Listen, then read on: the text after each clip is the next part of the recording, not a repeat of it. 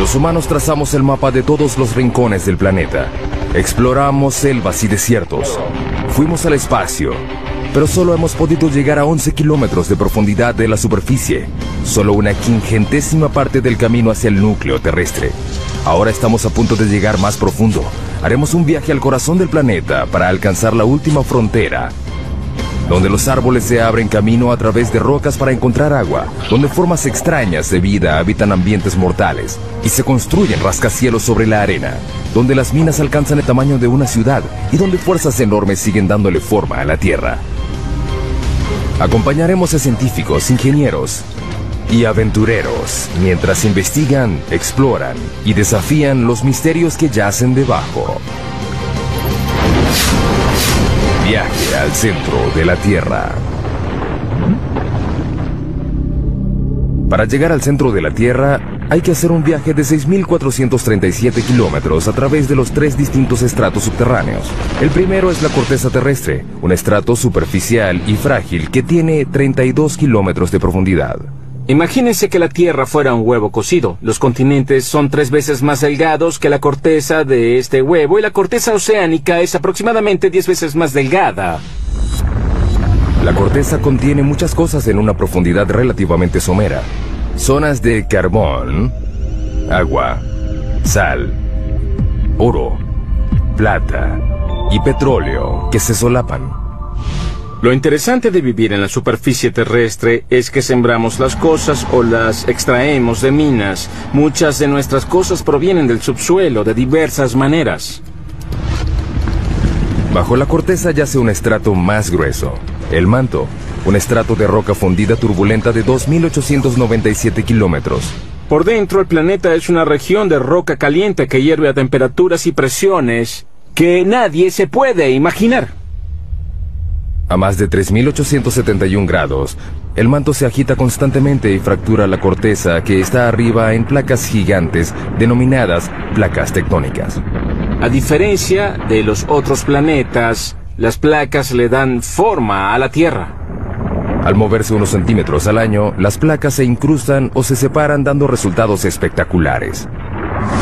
Tenemos volcanes que hacen erupción en la superficie y terremotos, pero logramos sobrevivir en un equilibrio muy delicado. Los volcanes son una fuente increíble de riqueza y de fertilidad. Los volcanes traen nutrientes y materiales frescos a la superficie terrestre. De ahí obtenemos suelos frescos y buenos. De allí provienen nuestros recursos minerales. Ahí se forman. A 2.897 kilómetros bajo el núcleo externo, el hierro fundido es la clave de nuestra supervivencia. Es un campo magnético del ancho de la Tierra que nos protege de la radiación solar. Necesitamos el campo magnético de la Tierra debido a la violencia intensa de nuestro Sol. Finalmente llegamos al núcleo interno, el ambiente natural más mortal de la Tierra. Al llegar al centro de la Tierra, la presión es 3.6 millones de veces mayor a la de la superficie. Es suficiente para reducir este granito a la mitad de su volumen. Nuestro increíble viaje comienza a unos pocos centímetros debajo de nuestros pies.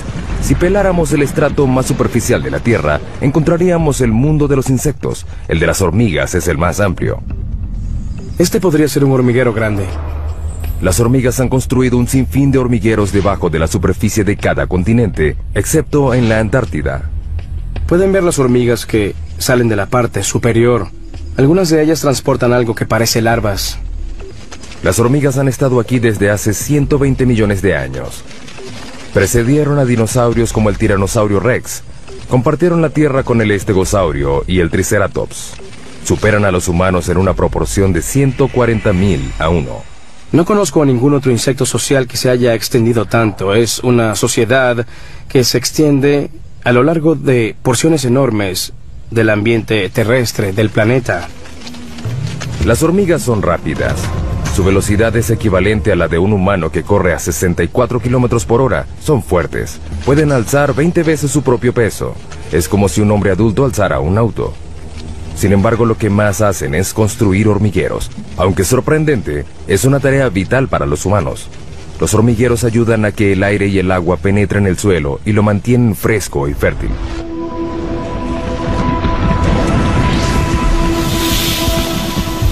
debajo de la zona de las hormigas, 2 metros bajo tierra. Londres, Inglaterra. A 2 metros bajo estas calles concurridas yacen las venas y arterias que transportan las necesidades de la vida moderna. 45.000 kilómetros de gasoductos, 30.500 kilómetros de cables eléctricos, 64.300 kilómetros de cloacas y el lugar de descanso final para millones de personas. La frase 2 metros bajo tierra se usa mucho para hablar de los fallecidos y enterrados, pero ¿de dónde proviene? Es una historia que data de 1665 en Londres. La ciudad sufría una epidemia de peste bubónica. En plena epidemia llegó a haber más de 7.000 muertos a la semana. El Lord Alcalde de Londres trató de detener la propagación de la enfermedad y ordenó que se excavaran las tumbas de las víctimas de la plaga al menos 2 metros bajo tierra. Se creía que los muertos infectaban a la gente sana y que al enterrarlos a 2 metros bajo tierra se podía contener la enfermedad. Luego, la gente supo que la plaga era transmitida en realidad por las pulgas que portaban las ratas negras. Finalmente, la epidemia de 1665 causó la muerte de 72.000 personas, 1 de cada 6 londinenses. La ciudad no descansó hasta que el gran incendio de Londres acabó con las ratas el año siguiente. Sin embargo, la tradición de enterrar los muertos a esa profundidad se extendió por todo el mundo.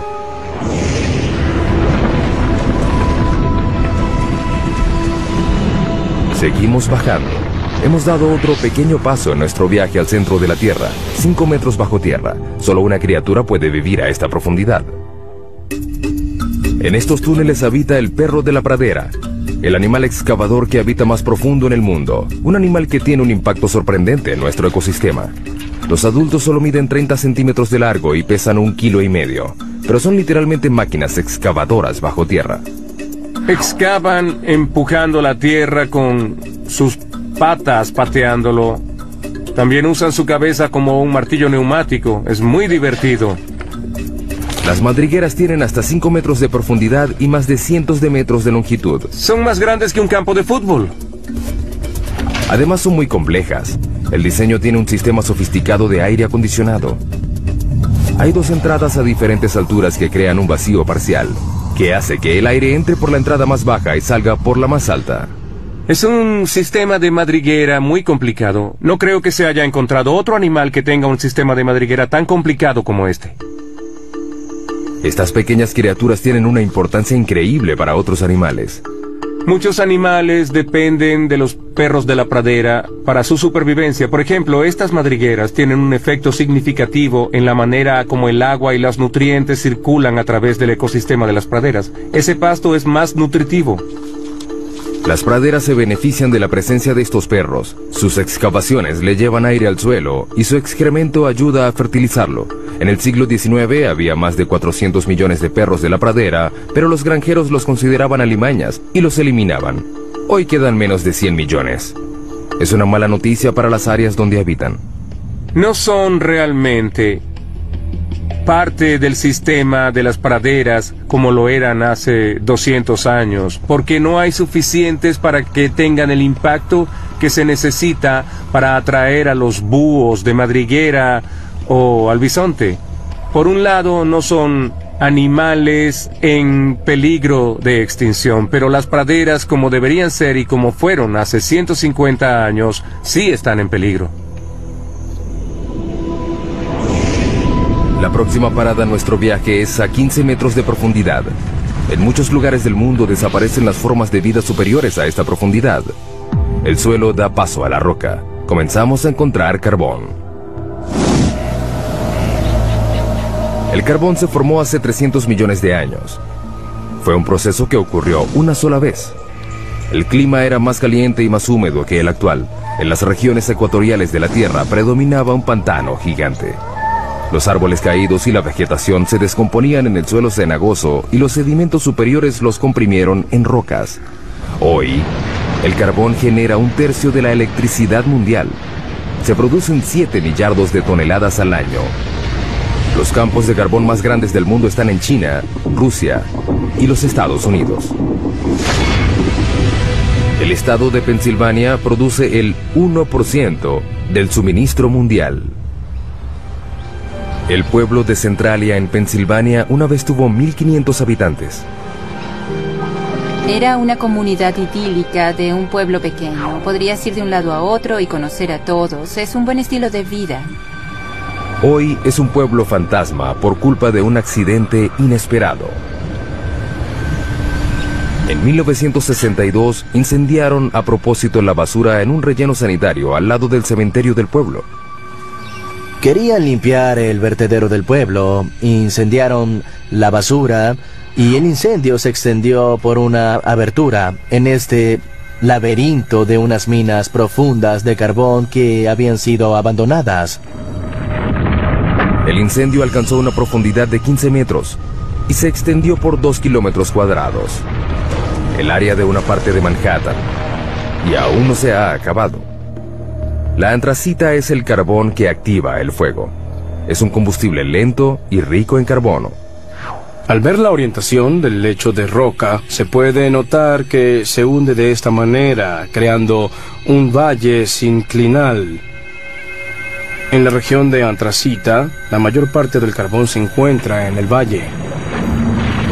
A 649 grados centígrados, el punto de fusión del aluminio, el incendio consumió el suelo y la roca hasta que no quedaron bases.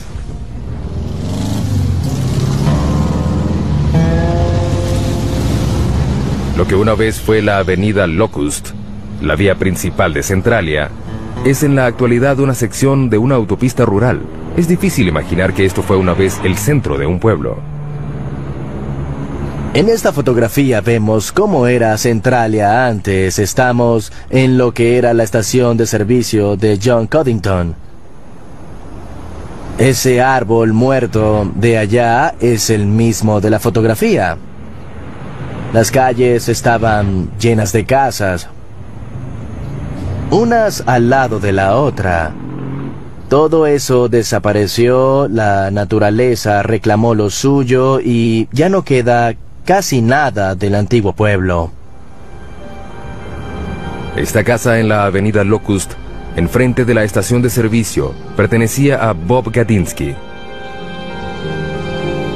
En 1977, mi esposa y yo adorábamos esta casa. Era una comunidad muy unida. Como ven, ya no queda nada más que un monte lleno de maleza.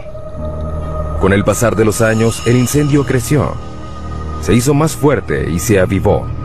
Quemó el paisaje y chamuscó los árboles desde abajo. Aparte del calor y el humo, el fuego despidió un gas nocivo al igual que lo hace hoy en día. Monóxido y dióxido de carbono, sulfuro de hidrógeno y dióxido de azufre. No es recomendable que respires aquí porque estos gases están presentes. Cuando las calles comenzaron a desintegrarse, el gobierno federal entró en acción y en 1984 el Congreso financió la evacuación voluntaria. La mayoría de los ciudadanos de Centralia se mudaron para nunca volver. Era preocupante vivir sobre un desastre. Nos sentíamos atrapados y me preocupaba la seguridad de los niños. Por eso me fui tan pronto como pude. El incendio subterráneo ganó.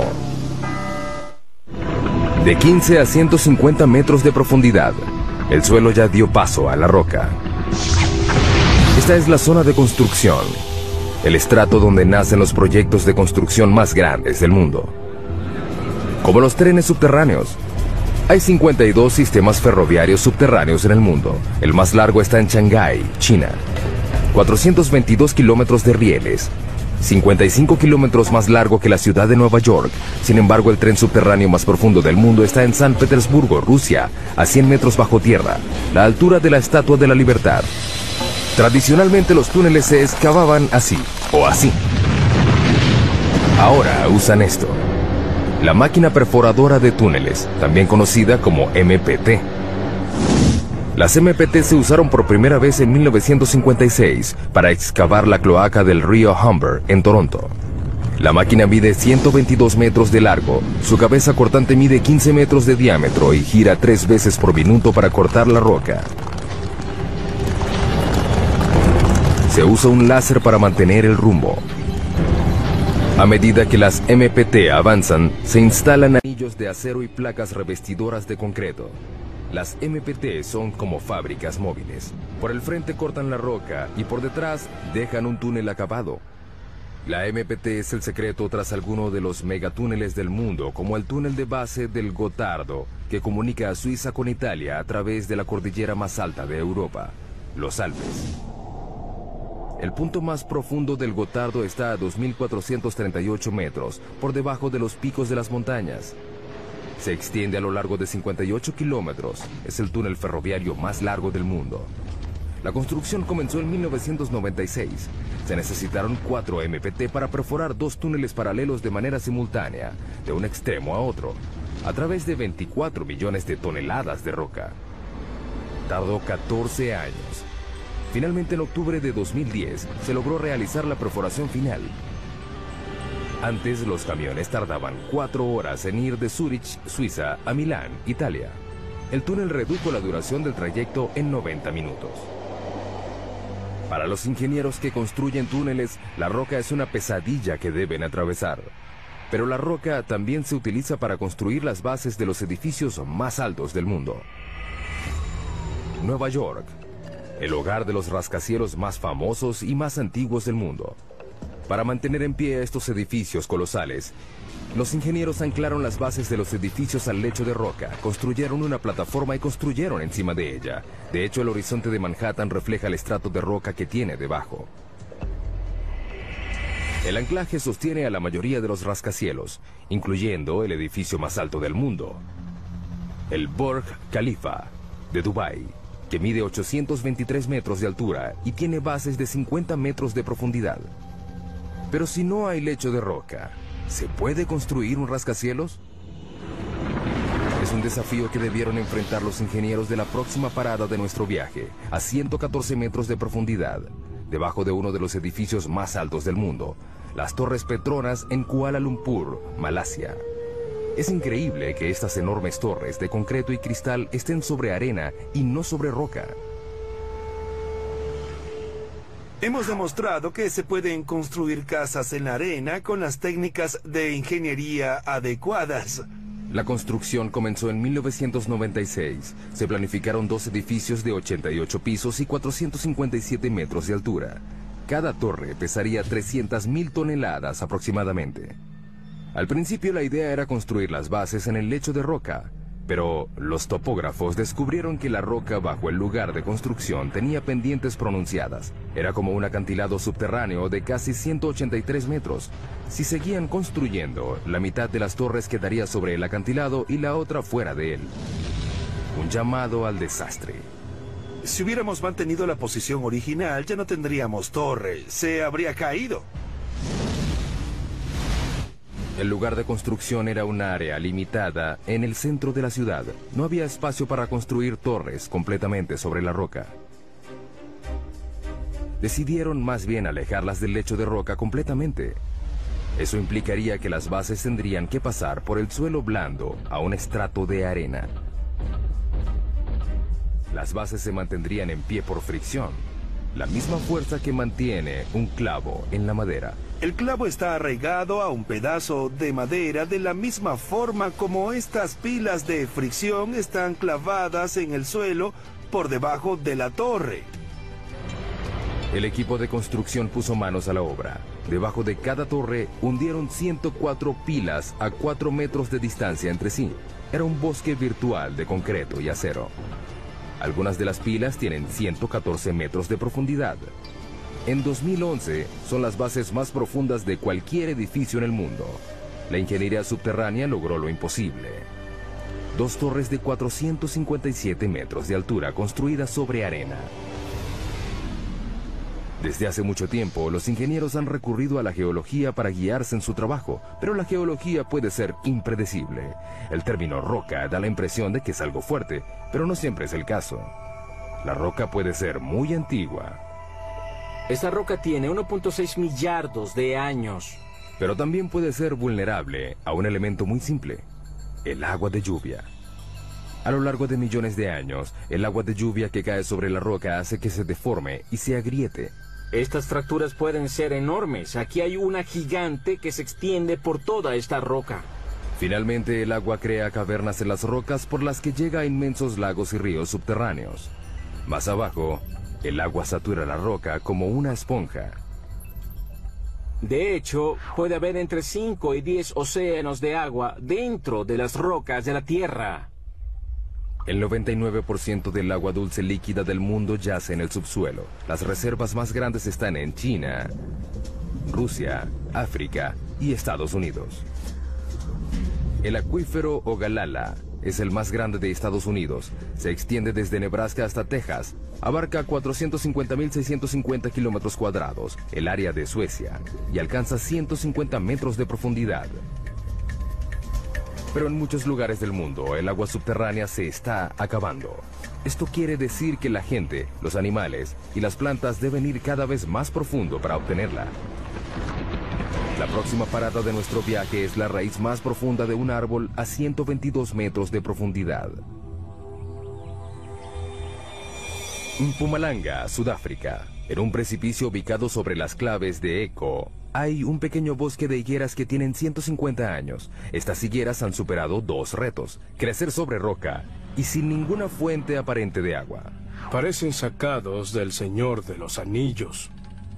Las raíces y las rocas no se mezclan. Los árboles normalmente crecen en suelo fértil. Sin embargo, el clima de este lugar es árido. Durante la mitad del año no llueve. Las higueras necesitan hasta 23 litros de agua diarios para sobrevivir y romperán las rocas para encontrarla. Las raíces de los árboles están programadas genéticamente para saber que hay agua debajo de ellas. La punta de la raíz segrega un lubricante llamado mucílago que suaviza el recorrido de la raíz. A medida que crece, la raíz explora la roca en busca de grietas y puntos débiles. Las higueras dependen de una sola raíz para encontrar agua. Esta llega muy abajo. La pregunta es, ¿qué tan abajo? Nos deslizamos hacia las profundidades de la Tierra. Cuanto más abajo, más duro es el camino. Es increíble lo que hace la madre naturaleza, solo para encontrar agua. Pero la raíz de la higuera es escurridiza. Esperemos encontrar algo más adelante. Finalmente, Burroughs encuentra algo. ¡Oh, al fin! A 37 metros de profundidad vemos la primera señal de una raíz de higuera real. La raíz tarda 70 años en llegar tan profundo. Una vez que encuentra humedad, termina su viaje. La raíz se encuentra en el fondo a 122 metros de profundidad. Estamos viendo la raíz más profunda que conozca el mundo. Está bombeando agua debajo de mi mano mientras nosotros conversamos. La está bombeando hacia la higuera. Hasta la superficie. Hemos pasado por mamíferos subterráneos, túneles hechos por el hombre y las raíces más profundas hasta llegar a la zona mineral. Las rocas están conformadas por minerales. El hombre ha explotado la riqueza mineral de la Tierra por más de 40.000 años. Pero ¿qué hacemos cuando una mina llega al final de su vida útil? Algo completamente inesperado, como lo demuestra nuestra siguiente parada en el descenso al centro de la Tierra. Sala, Suecia, 152 metros de profundidad. En 2006, los suecos convirtieron una antigua mina de plata en una de las habitaciones de hotel más profundas del mundo. Está amoblada en plata con un comedor exclusivo. Sin embargo, el baño más cercano está en la superficie. La temperatura ambiente es de unos fríos 4 grados. La mina de plata que aloja esta habitación fue clausurada en 1908. Durante 400 años, los mineros extrajeron 40.000 toneladas de roca, casi toda a mano. En el siglo XIX, esta era la mina más importante de Suecia. Hoy en día, la herencia que dejaron los mineros se puede apreciar en los túneles y cavernas que se extienden en la oscuridad por 20 kilómetros. La idea de la habitación de hotel surgió a partir del interés turístico creciente en la mina. La gente viene para dar un vistazo al pasado. La plata es de hace 4.600 millones de años, es decir, del origen del sistema solar. se formó a partir de partículas minerales despedidas al espacio por estrellas que explotaban. Estas partículas fueron atrapadas por el remolino de polvo de los embriones planetarios. Se fundieron con el agua y el calor subterráneo. Hoy se extraen en Australia, China, Europa y América 20.000 toneladas de plata al año. En Sala, el agua que ayudó a crear la plata una vez sigue ahí. La mitad de la mina está llena de agua. Cuando la mina funcionaba, había bombas para controlar el agua de lluvia que se filtraba. Ya no se hace. Esta sección inundada de la mina contiene unos 5 millones de litros. Suficiente agua para llenar 25.000 bañeras.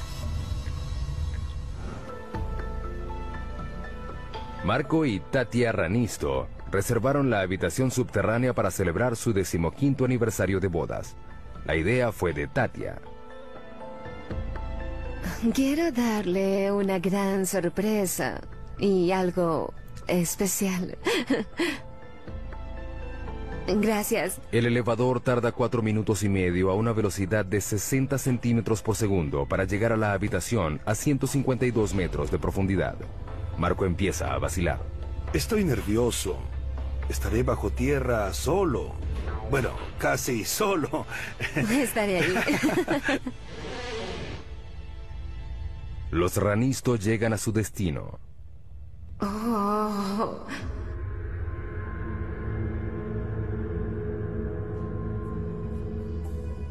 Puedo decir que es increíble. Marco seguía inquieto cuando se sentaron a cenar. Solo me falta el valor para dormir aquí. Al final logra pasar la noche. Una noche inolvidable. El agua subterránea es el agente principal de cambio en el subsuelo.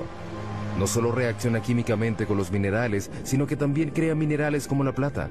El agua puede derretir la roca, literalmente. Ciudad de Guatemala, 2010. Un temblor repentino hace que la mampostería se derrumbe. Cuando el polvo se despeja, solo queda un hueco gigante de 30 metros de profundidad y 20 metros de ancho. Desapareció una cuadra completa.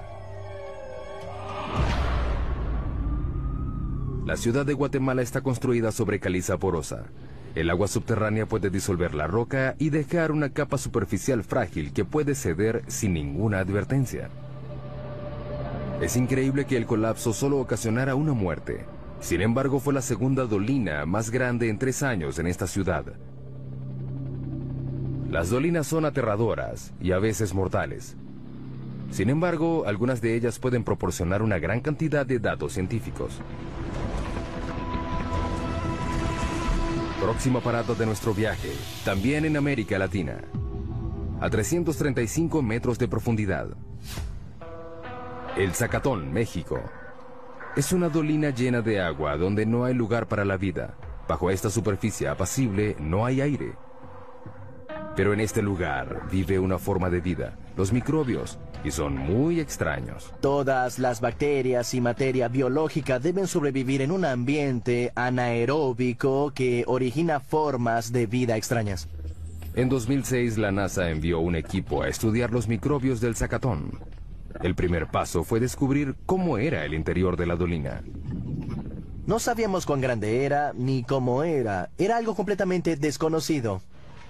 Por eso llegaron con una nueva tecnología, un robot en forma de huevo, diseñado para llegar a donde las ondas no pueden. Lo llamaron Profundidad X. Puede ir en todas direcciones, hacia arriba, hacia abajo, a la izquierda, a la derecha. Puede girar y hacer cualquier movimiento necesario para abrirse camino a través de un ambiente tridimensional. Profundidad X mide 2 metros de ancho y 1,5 de profundidad.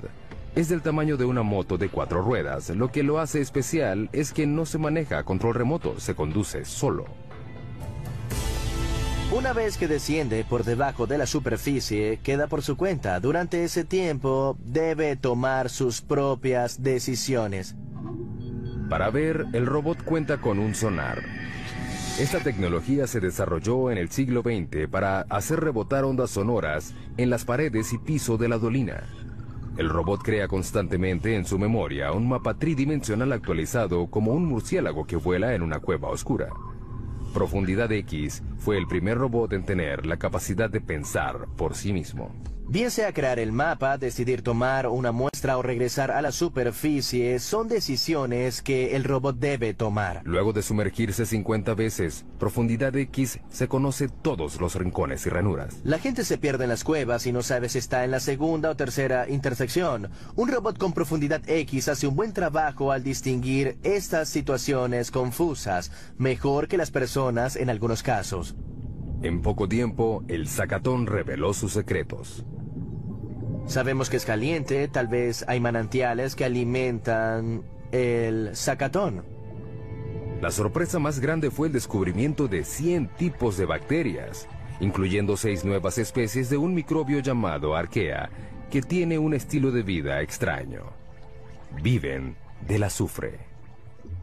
Una de las arqueas tenía azufre en su organismo, metabolizaba el azufre del agua y lo utilizaba como una fuente de energía. El descubrimiento confirma que no todas las formas de vida requieren condiciones como las de la Tierra. Tal vez algún día un descendiente de Profundidad X haga un viaje al espacio. Veremos a estos exploradores ir a lugares donde la gente no puede llegar. A un lugar como la luna de Júpiter, Europa, en busca de vida similar en otro mundo. América Latina y México en particular están llenos de dolinas. La provincia de Yucatán tiene más de 3.000 dolinas. Algunas están llenas de agua y otras no, pero nada se compara a nuestra próxima parada. El abismo vertical más profundo del mundo. El sótano de las golondrinas.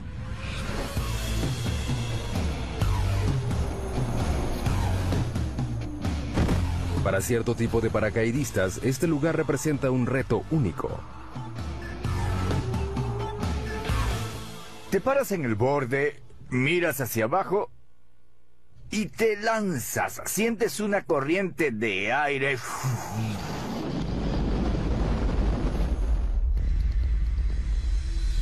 427 metros de profundidad, 38 metros de ancho en la parte superior. Se extiende a lo largo de 2,5 hectáreas. Este abismo tiene las mismas dimensiones del edificio Empire State. El sótano de las golondrinas recibe este nombre por las aves que anidan a lo largo de las paredes del lugar. Millones de ellas vuelan en espiral al amanecer y regresan al atardecer. Lo que para las aves es fácil, es muy difícil para un paracaidista. Todo depende de la posición y la precisión en el tiempo. Los paracaidistas corren el riesgo de desorientarse en el subsuelo. Cuando saltas al subsuelo, hay paredes que te rodean. Siempre tendrás paredes alrededor.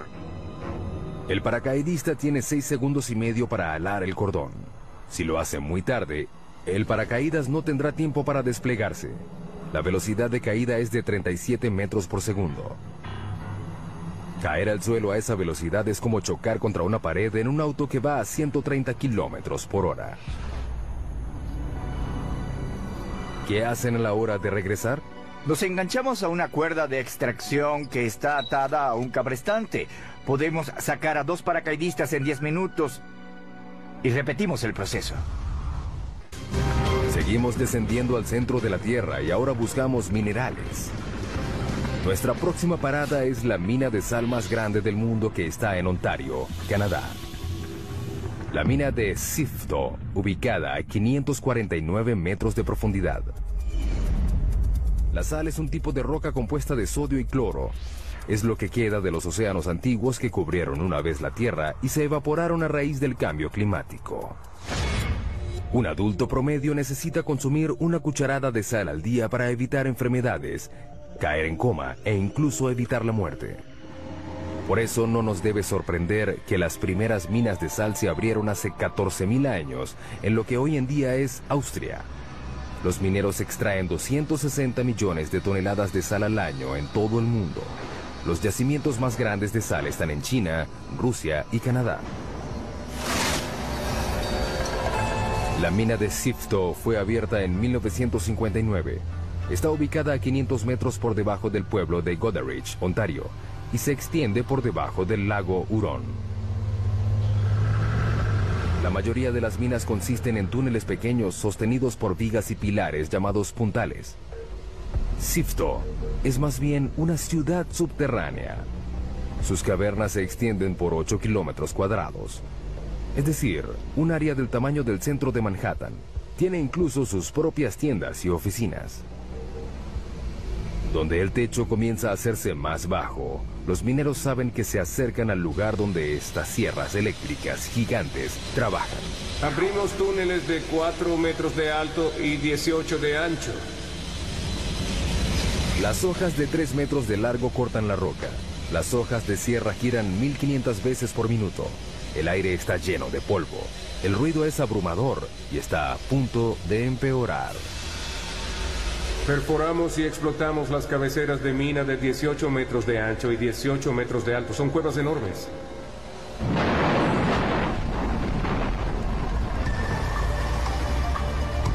Camiones gigantes transportan la roca recién cortada a la mandíbula de un triturador hambriento.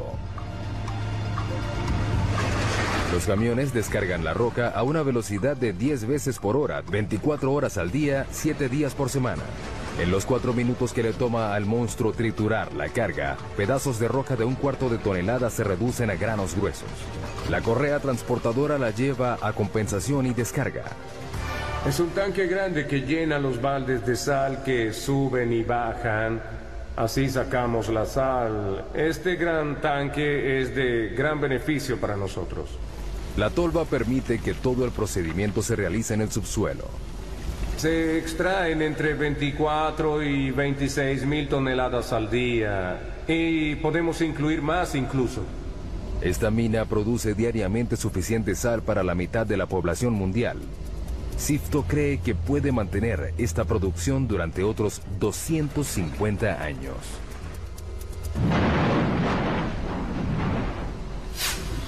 Ahora iremos 183 metros por debajo de la mina de Sifto, a otra mina de sal, en Sondershausen, Alemania.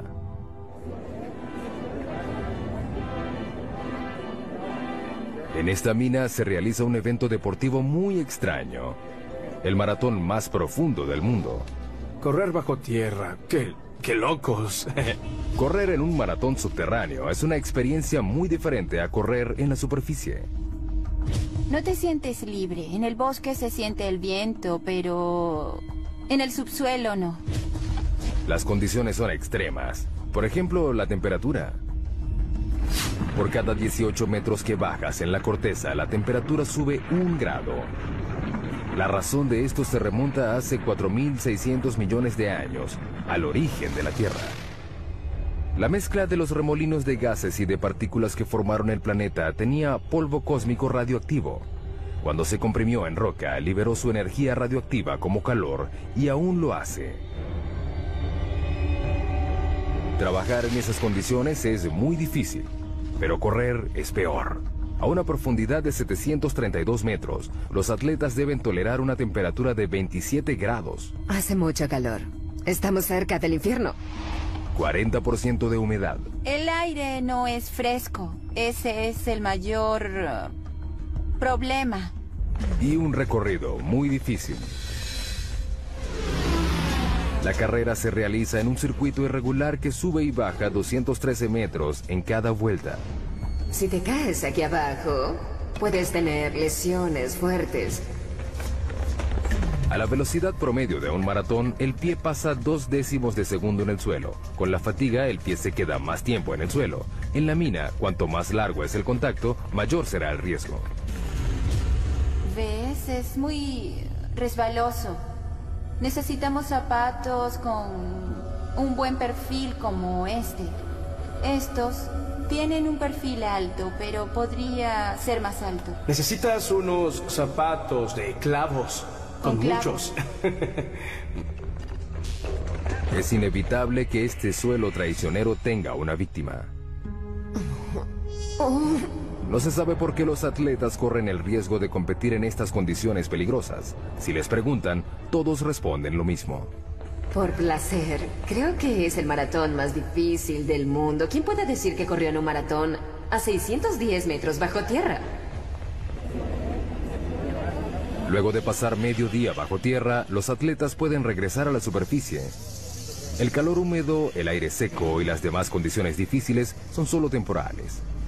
Sin embargo, para los 33 mineros chilenos no fue fácil salir en 2010, cuando el techo de uno de los túneles de la mina de cobre colapsó y quedaron atrapados a 732 metros. Los mineros tuvieron que soportar 27 grados centígrados, un aire denso y lleno de polvo de roca, oscuridad y aislamiento. No sabían si lograrían salir. Tuvieron que perforar una roca volcánica dura llamada basalto para abrir el hoyo de rescate. Pero esta roca se caracteriza por sus deslizamientos súbitos. Con el temor de provocar otro colapso, equipos de todo el mundo llegaron a Chile a perforar el hoyo de rescate con la última tecnología. Fue un proceso muy lento. Luego de 69 días, los 33 mineros fueron rescatados, uno de los rescates mineros más grandes de la historia.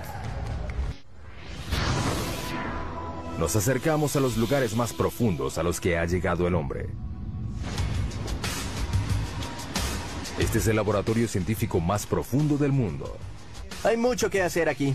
El observatorio Sudbury Neutrino, o Snow Lab, queda a 2 kilómetros por debajo de la región central de Ontario. Hay 2 experimentos en curso, uno que está en la etapa final de la puesta en marcha y otros 3 grandes experimentos que están en construcción. Los científicos de Snow Lab están buscando algo que solo se puede ver a 2 kilómetros de profundidad. Unas partículas diminutas de materia cósmica denominadas neutrinos. Son tan pequeñas que 200 cuatrillones de ellos cabrían en un grano de arena. 200 cuatrillones tiene 26 ceros. No es de sorprender que los neutrinos sean muy livianos. Son partículas increíblemente livianas que normalmente pasan inadvertidas por la Tierra. Los científicos descubrieron los neutrinos en 1956. Están por todo el universo. Para poder ver algo tan pequeño, hay que filtrar los rayos gamma, los rayos X y la radiación ultravioleta que bombardean continuamente la Tierra desde el espacio. Hay que probar que no haya radiación convencional que interfiera en las señales que estás esperando, y para ello se necesita mucha protección radiológica. Por eso el laboratorio está a esa profundidad. Estos rayos cósmicos imposibilitan las mediciones de los neutrinos, que son muy sensibles. Los 2 kilómetros de roca por encima de nuestro laboratorio reducen estos rayos cósmicos por un factor de 10 millones. Para encontrar algo tan pequeño como los neutrinos, se necesitan equipos muy grandes. Cuando buscas una partícula, tratas de aumentar las probabilidades de verlo. Los túneles y cámaras intercomunicados del Snow Lab se extienden por un área de 7.247 metros cuadrados. Es el tamaño de 6 piscinas olímpicas juntas. Parece una estación espacial y no un laboratorio subterráneo. La construcción del laboratorio tardó 18 años y costó aproximadamente $70 millones. Los neutrinos dejan una estela fugaz de luz cuando pasan a través de ciertas sustancias. Esta caverna una vez tuvo 60.000 toneladas de roca. Ahora aloja a esta esfera de 12 metros. La esfera contiene 757 litros de agua pesada. Es un tipo de agua natural que es más sensible a los neutrinos porque su peso molecular es mayor. El neutrino causa una reacción que genera luz. Esta luz reacciona con los fotodetectores. Así podemos descubrir su energía y su dirección. Es difícil llegar al laboratorio a esa profundidad. El elevador desciende a 640 metros por minuto. Luego hay que caminar un trecho de 1,5 kilómetros. La temperatura ambiente es de 27 grados. Es muy caliente por la presión que hay a esa profundidad. Alrededor de ellos la roca está presionada a 551 bares. 500 veces más que la presión de aire en la superficie. El reto para abrir el laboratorio fue crear un ambiente puro bajo tierra. Mantenemos las fuentes de polvo y contaminación al mínimo, limpiando constantemente. Al entrar, los científicos deben someterse a un proceso riguroso de descontaminación para eliminar el polvo que pudiera arruinar los delicados experimentos. Tenemos que quitarnos todo lo que llevamos puesto en la mina, ducharnos y ponernos ropa limpia que nunca haya estado expuesta a polvo de la mina. Aparte del polvo, la gente siempre despide desechos minúsculos por sí sola. 600.000 partículas de piel por hora. 100 hebras de cabello al día. Todo eso puede comprometer el trabajo del laboratorio. Una vez adentro, los científicos deben someterse a más procesos de limpieza y revisión. Hasta las cloacas del laboratorio están limpias. Tratamos todos los desechos del baño y todas nuestras aguas residuales que provienen de la lavandería y las regaderas. Tienen bacterias especiales que reducen los desechos de manera orgánica y ni siquiera huelen. Nos gusta pensar que tenemos los inodoros más profundos del mundo. Es una comodidad que les agradaría a los exploradores subterráneos de nuestra siguiente parada en el viaje al centro de la Tierra. La madre de todas las cuevas a 2 kilómetros de profundidad.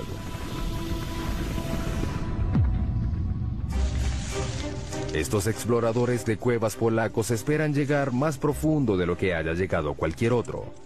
Están entrenando para descender a J2, una parte del sistema de cuevas de Cheve, en México. Buscamos la cueva más profunda del mundo. La erosión del agua de lluvia creó J2. El descenso implica grietas, caídas verticales y cámaras inundadas. Pasar por este camino subterráneo no será fácil. Tenemos que entrenar constantemente para poder lograrlo. El descenso de 2,5 kilómetros es tan profundo como la altura del monte Santa Elena. Los exploradores de cuevas van equipados como alpinistas subterráneos, con arneses, cuerdas, ganchos y cascos. Las condiciones de la cueva Kasprowa Nisia, en Polonia, son similares a las de J2, pero no tan profunda. A medida que el equipo desciende, el pulso aumenta a 140 latidos por minuto. Los exploradores queman unas increíbles 6,000 calorías diarias, el doble de lo normal. Hay que llevar mucha comida durante la exploración. En la expedición real, cada explorador llevará más de 27 kilogramos de comida a un campamento base casi a la mitad del camino. Aunque es muy agotador llevar toda esa carga de comida a menos de 1 kilómetro, es vital. Simplemente se necesita llenar el estómago. Así es. A los exploradores de cuevas les encanta estar bajo tierra. Cuanto más angosta y pequeña sea la cueva, mejor. Para mí es como estar en un parque, jugando con mis amigos. Pero la J2 real no es ningún juego para niños. Tiene pasadizos tan angostos que intimidan a los exploradores más expertos. Soy de baja estatura y no me va mal en lugares angostos, pero no voy a lugares así. Creo que no me gustaría. No me gustaría. Para analizar las grietas, los exploradores necesitan emplear toda su experiencia y sus habilidades. Si caes 20 centímetros más allá, te quedas atascado en la grieta. Sería fatal, porque los rescatistas no pueden llegar tan profundo.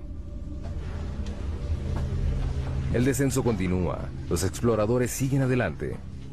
Vas a lo profundo. A medida que vas descendiendo, debes olvidarte de salir.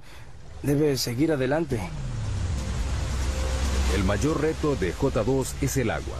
La cueva desciende a través de una serie de cámaras inundadas llamadas sumideros. Pasas 3 días gateando, saltando, escalando y descendiendo para llegar al pasadizo inundado de agua que debes atravesar con los equipos de buceo. Que comience el juego.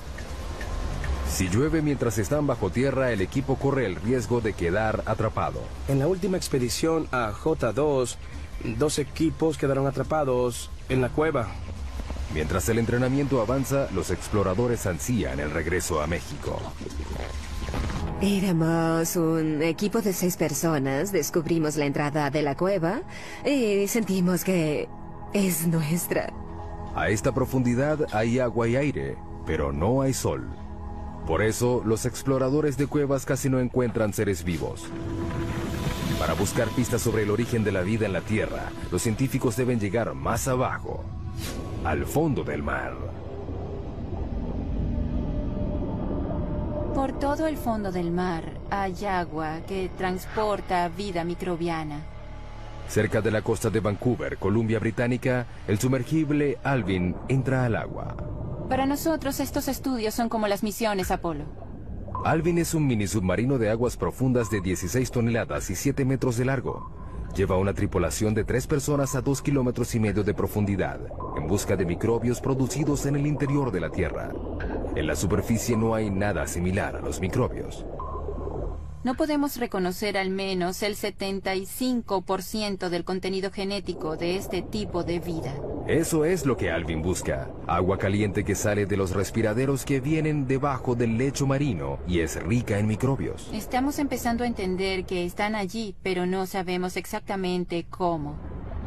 Los respiraderos pueden alcanzar temperaturas de hasta 400 grados. Son producidos por el movimiento de las placas tectónicas. La costa de Vancouver está sobre la placa Juan de Fuca, una de las más de 12 placas que están en movimiento constante. Cuando los bordes de las placas se separan, crean fisuras grandes en el lecho marino. A través de ellas, el agua es succionada, calentada en el subsuelo y despedida de nuevo al océano en un ciclo continuo. Esta agua porta consigo los microbios. El equipo de Edwards no tiene idea de cuán lejos llega esta vida dentro de la corteza. Eso es lo más impresionante. No sabemos dónde acaba la vida. Para descubrirlo, insertarán sensores conocidos como corchos en una sección de 3.237 kilómetros cuadrados del lecho marino, un área del doble del tamaño de la ciudad de Los Ángeles. Los corchos de 2,5 metros están equipados con monitores de temperatura y de presión.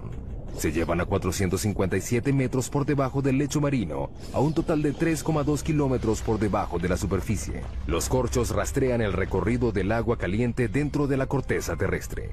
Tenemos que entender realmente cómo fluye el agua y qué tipo de microbios hay allá abajo. Sigan el agua, ahí estarán los microbios. La riqueza mineral de la Tierra es el motor de la mayor parte de la economía mundial. Cuanto más raro sea el mineral, más profundo llegarán los mineros para obtenerlo. Tautona, Sudáfrica. Para llegar a la mina más profunda del planeta, los mineros deben viajar por 3,8 kilómetros durante 1 hora a una velocidad de 16 metros por segundo. Están buscando oro. Está compuesto de polvo cósmico al igual que la plata, pero es más extraño. Se han explotado menos de 200,000 toneladas de oro desde los primeros registros históricos. Tautona produce 12,5 toneladas al año, lo que representa la mitad de la oferta del oro actual. Al abrirse el elevador, una ola de calor recibe a los mineros. A esta profundidad, la temperatura ambiente es de unos achicharrantes 54 grados. Hace más calor que en el Valle de la Muerte en verano. La mina tiene un enorme sistema de aire acondicionado que disminuye la temperatura hasta 28 grados. Sigue siendo caliente, pero al menos tolerable. Mientras los 5.600 mineros que trabajan aquí sudan en las galerías y túneles de la mina, deben estar atentos al techo. A esta profundidad, cualquier temblor puede desatar un mini terremoto subterráneo. Las rocas que caen a partir de este dejan algunos muertos cada año. La siguiente parada de nuestro viaje es 3 veces más profunda que la mina de Tautona. Es el lugar más profundo que ha alcanzado el hombre alguna vez. En el oeste del Pacífico, a 11,2 kilómetros de profundidad, yace el abismo Challenger. Es un corte profundo del lecho marino de 69 kilómetros de ancho que se extiende por 2.543 kilómetros, la distancia entre Nueva York y San Antonio, Texas. El peligro en este abismo no es el calor ni los temblores, es la presión. El 23 de enero de 1960, el oceanógrafo suizo Jean Piccard y el comandante de la Armada estadounidense Don Walsh emprendieron un viaje en una nave submarina única que los llevó a ser los primeros y únicos humanos que hasta ahora han visto el verdadero fondo del mar. Don Walsh revive el viaje. Es el único sumergible que ha llegado al abismo Challenger y nadie ha regresado allí en casi 50 años. Por una buena razón. La presión a 11 kilómetros de profundidad es de 1.103 bares. Imagínense un dedo cargando el peso de 48 aviones Boeing 747. Para soportar ese peso, Piccard diseñó un sumergible llamado Trieste, de 15 metros de largo y 3,5 de diámetro. Pesaba 51 toneladas. Era del tamaño de un camión mediano y cargado. Para protegerse, la tripulación se sentó en una esfera de acero de 2 metros de diámetro que pesaba 16 toneladas. No había mucho espacio para estirar las piernas. Teníamos 481 litros para ambos. Ese es el tamaño de una nevera doméstica. No era algo malo, tomando en cuenta que el agua a esa profundidad estaba a 1 grado. La temperatura dentro del casco se aproximaba a la de una nevera doméstica también. Para poder flotar, el Trieste estaba suspendido de un flotador. Era una especie de globo submarino. A diferencia de los globos aéreos, el equipo no podía usar helio para este. Optaron por otra cosa. Todos sabemos que el petróleo es más liviano que el agua. Por eso el Trieste usaba gasolina. Se necesitaron 85.171 litros de gasolina para hacer flotar la nave. Suficiente gasolina para llenar los tanques de 500 autos. 8 de la mañana, hora cero. Comienza el descenso. Era un proceso lento y cauteloso. El tamaño y la posición de las ventanas de la cabina del Trieste dificultan la visión. Esta es la ventana principal. Es una pieza gruesa de 18 centímetros de plástico acrílico. Hay una escotilla del otro lado de la esfera que tiene una ventana más pequeña. También hay una ventana en el tubo de entrada.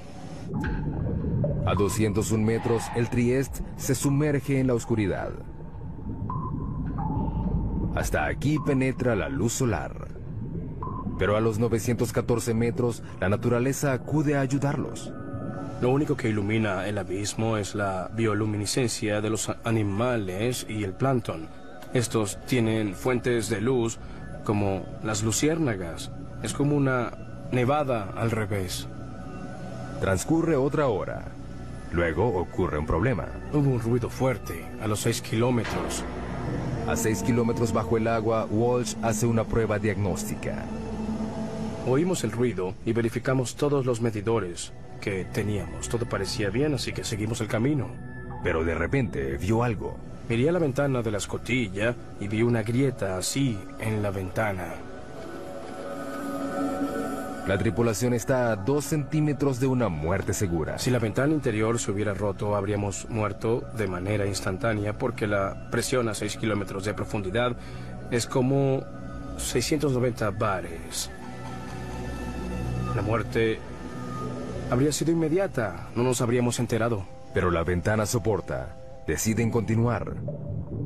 Luego de casi 5 horas, el Trieste llega finalmente al fondo. Walsh ve algo increíble. Antes de aterrizar, vimos un pez blanco. Los vertebrados no deberían sobrevivir a esta profundidad. Pero los acuanautas no pudieron seguir investigando. Cuando aterrizamos, levantamos una nube de sedimentos que se quedó ahí durante unos 20 minutos. El limo del lecho marino lo cegó. Era como estar en un vaso de leche. No tuvieron otra opción. No podíamos ver nada ni tomar fotos. No se despejaba, así que decidimos regresar a la superficie.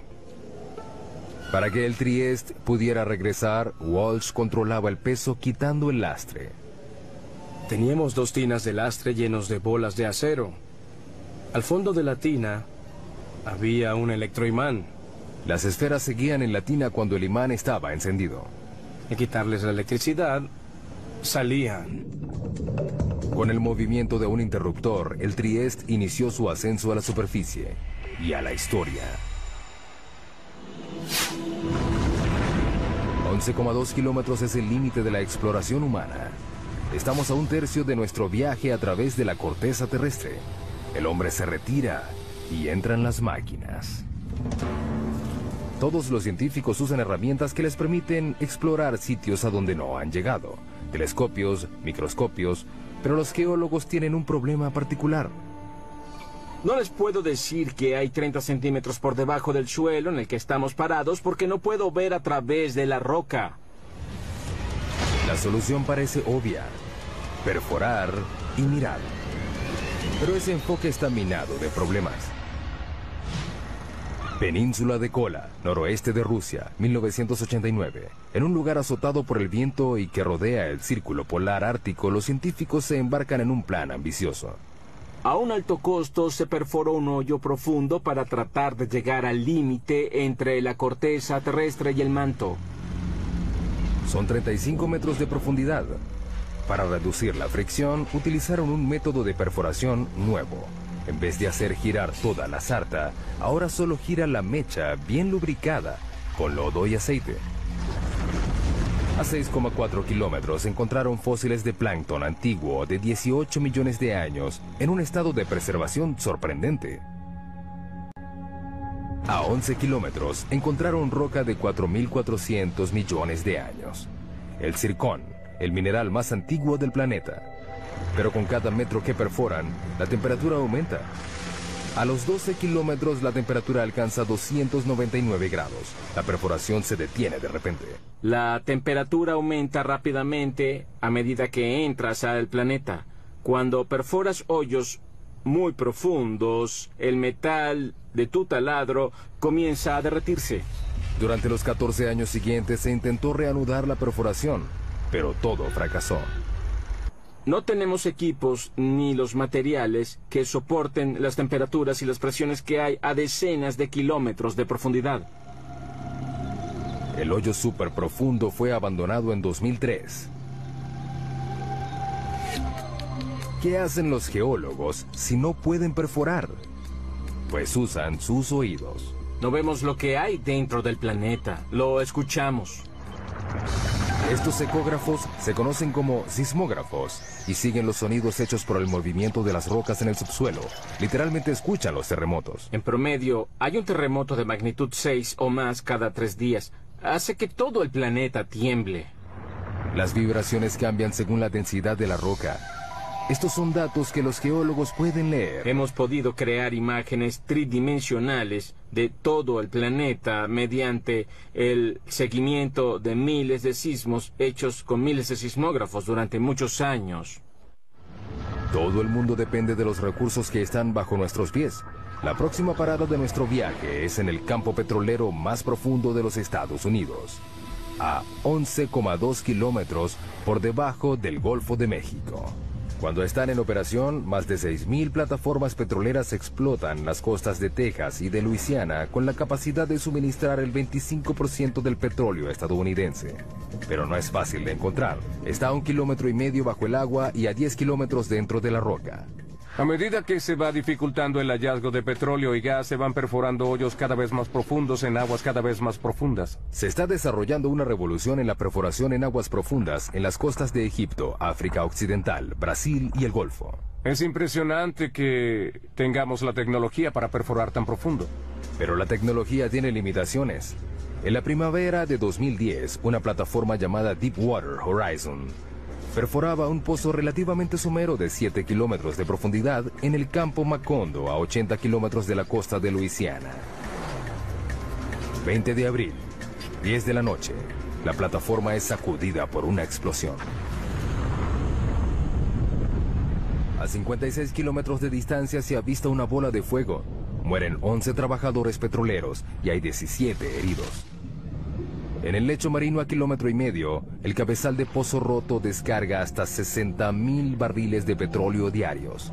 Un barril tiene 159 litros. Es como 450 camiones cisterna al mar. Aproximadamente se derramaron 5 millones de barriles de petróleo. Ha sido el peor derrame petrolero en Estados Unidos. ¿Pero qué fue lo que sucedió?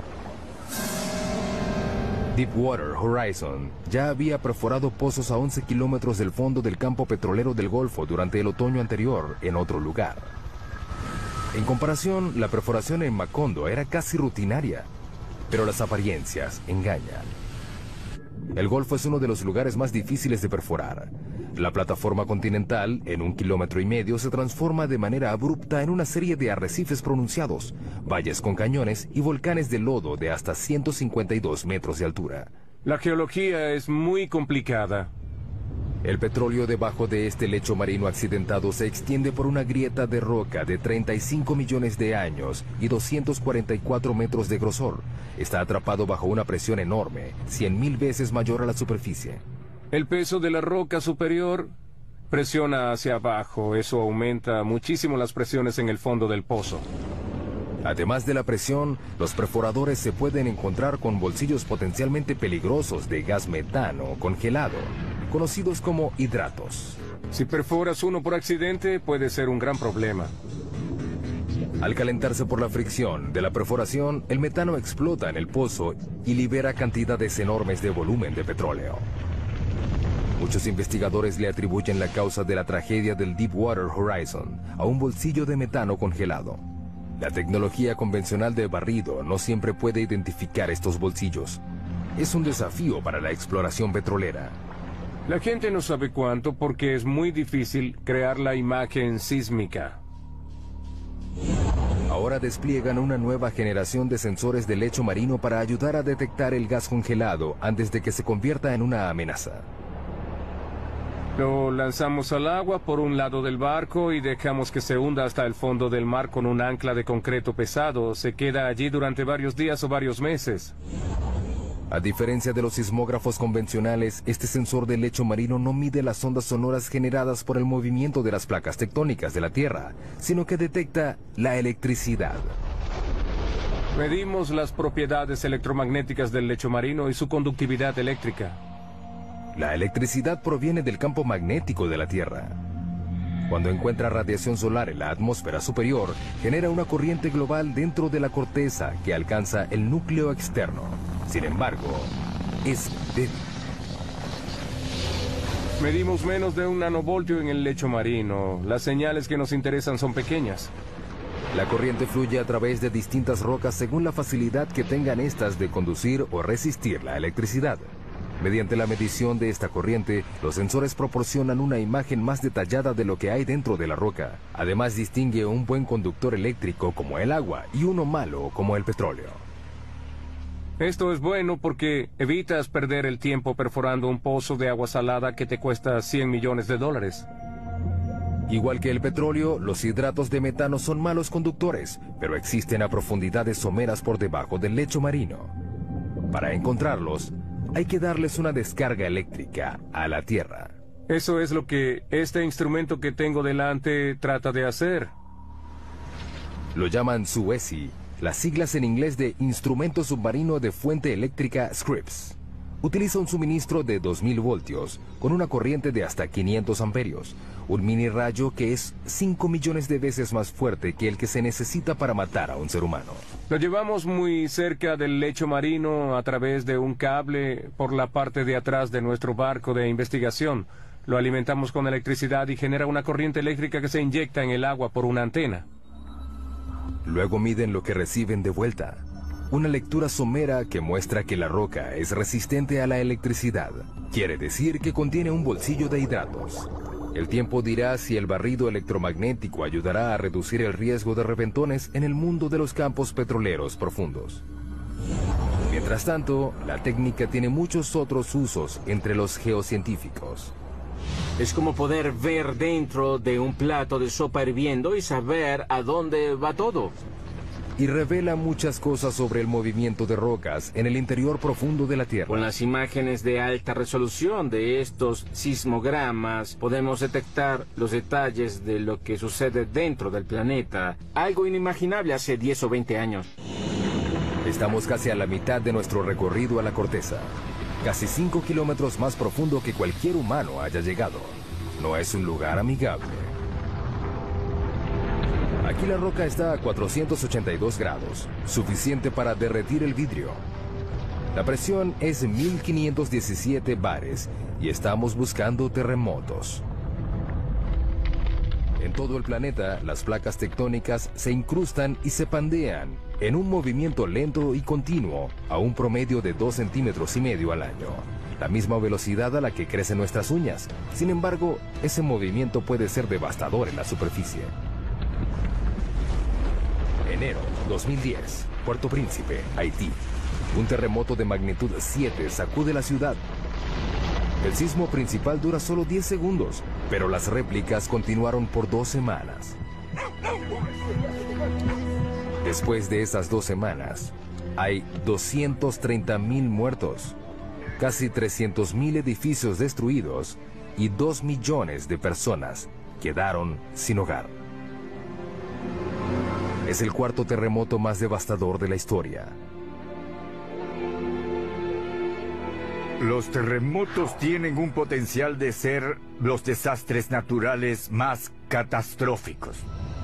En Haití, la falla que causó este desastre solo tenía 64 kilómetros de largo y se movió solo 2 metros. Pero los temblores desataron fuerzas inimaginables. Hay mucha energía almacenada en la Tierra y sube a la superficie en forma de onda. El sismo movió la Tierra como una sábana en ondas de hasta 4 metros de alto. Cuando golpea la superficie, la onda se concentra allí, se refleja y regresa. Puede tener el doble de intensidad de la onda de ese lugar. Estamos en el Centro de Investigación de Ingeniería Sísmica de la Universidad de California en Berkeley.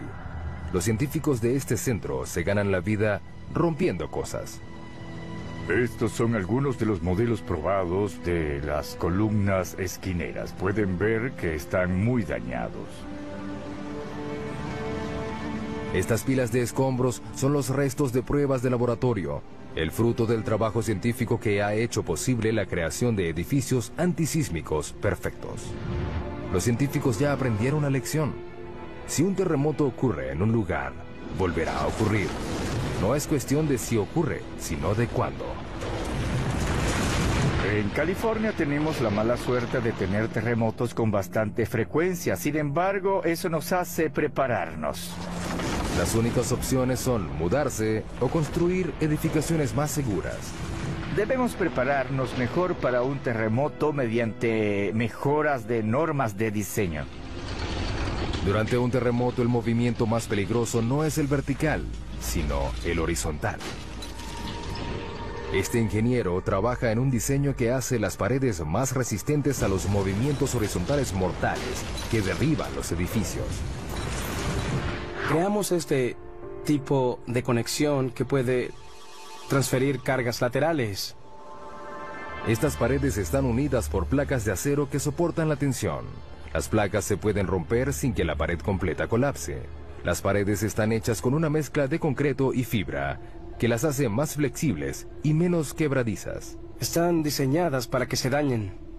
El equipo de Berkeley usa una variedad de equipos para someter a los nuevos diseños a un proceso lento de destrucción. Ese bloque de concreto inmenso mide 8 metros y medio de largo por 8 de alto. Pesa 300 toneladas. Hay mucha energía latente encerrada en esa masa. Cuando estos 4 martillos hidráulicos enormes empujan el bloque, le transfieren la energía a la estructura que se está probando. En este caso, se prueba un armazón de columnas y vigas similar al de un rascacielos. Nadie sabe cómo responderá la estructura. Es la primera vez que probamos algo de este modo. El objetivo es llevar la estructura al límite. El edificio se inclina en una dirección y las vigas rotan en sentido contrario a las columnas. El acero se pandeó, pero el armazón sobrevivió. Es un inicio prometedor para el diseño. Pero la única manera de asegurarse de que una estructura soportará un terremoto es creando uno. Esta es la mesa de temblores. La mesa de temblores nos permite crear un terremoto cuando queramos. Como su nombre lo indica, las mesas de temblores crean temblores a escala real, que sacuden edificaciones a escala real. Podemos simular 6 componentes del movimiento. La mesa puede mover la edificación hacia adelante y hacia atrás, hacia arriba y hacia abajo o hacia los lados para recrear lo que sucede. El objetivo no es analizar por qué se caen los edificios, sino por qué permanecen de pie. Una de las cosas que queremos predecir es cuándo una estructura colapsará completamente y cuándo colapsará solo de manera parcial. Los terremotos han matado a millones de personas, pero el movimiento tectónico que los ocasiona también forma parte de un ciclo global que es vital para la salud del planeta Tierra. La vida humana no habría evolucionado si no fuera por la tectónica de placas. Sin la tectónica de placas tendríamos un solo océano gigante en la superficie y no tendríamos ningún animal terrestre. El ciclo de creación de la superficie terrestre voltea virtualmente la Tierra. Esto es una amonita, un fósil que vivió en el fondo del océano. Lo impresionante de esta roca es que proviene de la base del monte Everest. Lo más impresionante de todo esto son las fuerzas que la trajeron a la parte de arriba del planeta, que debieron ser enormes e increíbles. La fuente de estas fuerzas yace aún más profunda que las placas tectónicas. Nuestra próxima parada en el viaje al centro de la Tierra. A 35 kilómetros de profundidad entramos al manto, una vasta región de 2.897 kilómetros, que contiene el 70% de la masa del planeta. Aquí la temperatura y la presión compiten para decidir cuál de las dos cambiará más a la roca. A 56 kilómetros de profundidad, la presión es 16.500 veces mayor a la de la superficie, más de lo que un humano puede soportar. Esta cámara a alta presión ilustra el impacto de una presión tan alta en un cuerpo humano desprotegido. La respiración se hace imposible rápidamente porque los pulmones colapsan y las costillas hacen una implosión. Solo 3 kilómetros más abajo, a 59 kilómetros, la presión aplasta y pulveriza nuestro cráneo. Pero la temperatura también aumenta gracias a la liberación de energía radioactiva en el manto. A 982 grados, el calor es suficiente para empezar a derretir la roca. Esta comienza a convertirse en algo llamado magma. El magma es lo que ocurre cuando la roca alcanza su temperatura de fusión y pasa de estado sólido a líquido. Puede fluir por largas distancias y luego es forzada a salir a la superficie terrestre. A medida que se filtra hacia arriba, el magma se mezcla con una variedad de sustancias que lo hacen más volátil. El magma es una combinación fascinante de roca fundida y gases disueltos como agua y dióxido de carbono. Justo debajo de la superficie, el magma acumula en esos vacíos en la roca que los científicos denominan cámaras. La cámara más profunda que se haya detectado está a 34 kilómetros por debajo de Oahu, Hawái. La mayoría está a 10 kilómetros de profundidad. Las cámaras se llenan lentamente de magma. A medida que aumenta la presión bajo tierra, el magma es forzado a salir hacia la superficie. Con el tiempo llegan al punto de explosión y causan las erupciones volcánicas. Una de las imágenes más potentes del interior de la Tierra es esos lugares donde el interior se vuelve superficie, como en los volcanes. 500 millones de personas en todo el mundo viven cerca de un volcán. Una sola erupción puede resultar catastrófica. Los volcanes pueden borrar en un momento lo que ha tomado decenas de millones de años en crearse. Las erupciones ocurren sin advertencia, su temperatura es mayor a 500 grados y son prácticamente indetenibles. Abril 2010. El volcán Eyjafjall hace erupción en Islandia. Liberó 99 millones de metros cúbicos de ceniza volcánica, suficiente ceniza para llenar 40.000 piscinas olímpicas. Una nube de cenizas de 9 kilómetros de alto se liberó. Se esparció por 1.800.000 kilómetros cuadrados, un área más grande que Alaska. La erupción hizo que se suspendieran los vuelos en el hemisferio norte durante 6 días que dejaron varados a más de 1 millón de pasajeros diarios. Los servicios normales tardaron un mes en reanudarse. En nuestro viaje al centro de la Tierra, nos acercamos al núcleo externo, una zona de 2.100 kilómetros de hierro fundido, atrapado entre el manto y el núcleo interno sólido. Para llegar aquí, hemos viajado a través de agua y roca, combatido con la temperatura y la presión, y revelado los secretos subterráneos que le dan forma a nuestras vidas. Pero nos queda un misterio por resolver. ¿Qué hace que la Tierra sea magnética? El campo magnético de la Tierra se extiende por 72.400 kilómetros en el espacio. Este protege al planeta de la fuerza completa de la radiación solar. Una sola erupción solar que dure 2 horas esparce 10.000 millones de toneladas de partículas radioactivas. Son suficientes para darle electricidad a Estados Unidos durante 10.000 años, o para evaporar nuestra atmósfera.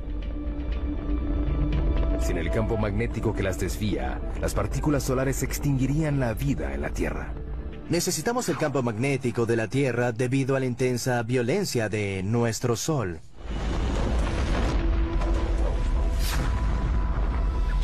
El campo se origina en el núcleo externo rico en hierro. Nuestra próxima parada a 2.897 kilómetros de profundidad. Aquí la temperatura es de 4.427 grados, suficiente para superar la presión rígida y fundir el hierro. A medida que se mueve, el hierro fluyente genera electricidad. Los científicos denominan esto como el efecto dínamo. El efecto dínamo consiste en generar campos magnéticos a partir del movimiento. Pero uno de los grandes misterios es cómo los movimientos del hierro fundido que está bajo la superficie genera un campo magnético. No sabemos cómo la turbulencia del metal líquido origina un dínamo. Es un movimiento de convención turbulento y desordenado. Esta esfera gigante puede darnos algunas respuestas. Es un modelo mecánico de la Tierra. Es parte de un experimento de la Universidad de Maryland que busca descubrir por qué la Tierra es magnética. La esfera tiene 7 metros de ancho, pesa 23 toneladas y rota a una velocidad máxima de 130 kilómetros por hora. Tratamos de obtener velocidades tan altas como sea práctico, para así intentar simular las condiciones del planeta. El núcleo externo está hecho del mismo material de la esfera, el hierro, un buen conductor eléctrico. El núcleo interno ya es magnético, pero es débil. Nadie sabe exactamente por qué, pero al igual que un dínamo gigante, la corriente que se mueve a su alrededor crea un campo magnético. Por supuesto, Lathrop no puede reproducir las condiciones reales del núcleo externo. No podemos ir al núcleo, por eso no podemos ver directamente qué sucede. Pero cree que puede aproximarse. Debe llenar la esfera de 3.220 metros cúbicos de un líquido. Hasta ahora solo ha usado agua, pero ha planificado usar sodio líquido hirviendo. El sodio es inflamable, debemos manejar los riesgos de incendio con cuidado. Pero es lo único aparte del hierro fundido que puede hacer el trabajo. El sodio tiene la ventaja de que se derrite a una temperatura relativamente baja y es un excelente conductor comparado con el hierro líquido. La esfera es el último de una serie de experimentos. Comenzamos construyendo experimentos del tamaño de la mano, que luego pasaron al tamaño de una pelota de básquetbol y luego del tamaño de, no sé, una pelota de medicina. Es el más grande hasta ahora, pero al igual que el campo magnético de la Tierra, nadie sabe cómo funcionará el experimento. Ninguno de los experimentos previos generaban su propio campo magnético. Ahora tenemos todos los ingredientes que se necesitan para un dinamo.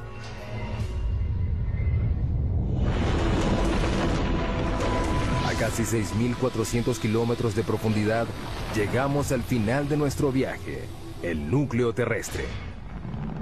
Es una masa de hierro de 2.400 kilómetros de ancho y un área superficial un poco mayor a la de América del Sur. La temperatura de este lugar no es tan caliente como la de la superficie solar, pero el peso de todo el planeta presionándolo hace que el hierro permanezca rígido. La presión es muy intensa, es 3,5 millones de veces más que la presión de la superficie. La misma convección que ayuda a generar el magnetismo también empuja el calor hacia la superficie, enfriando el núcleo en el proceso. A medida que la temperatura cae, el núcleo se solidifica lentamente. Un día no habrá suficiente roca fundida para crear un campo magnético. Pero el sol se apagará y destruirá la Tierra antes de que ese día llegue. Mientras tanto, el calor del núcleo ayuda a crear la lenta rotación del manto que renueva la superficie. Alimenta la química de nuestra riqueza mineral y genera el campo magnético que nos protege de un universo hostil. Las probabilidades de encontrar otro planeta como la Tierra son muy pocas. Hemos llegado al final de nuestro viaje a casi 6.400 kilómetros de profundidad. Vimos túneles que atraviesan montañas y minas del tamaño de una ciudad. Pasamos por incendios e inundaciones. Soportamos terremotos, volcanes y presiones que trituran nuestros huesos. Finalmente descubrimos el secreto más profundo de la Tierra, que lo que ocurre debajo es lo que realmente la mantiene viva.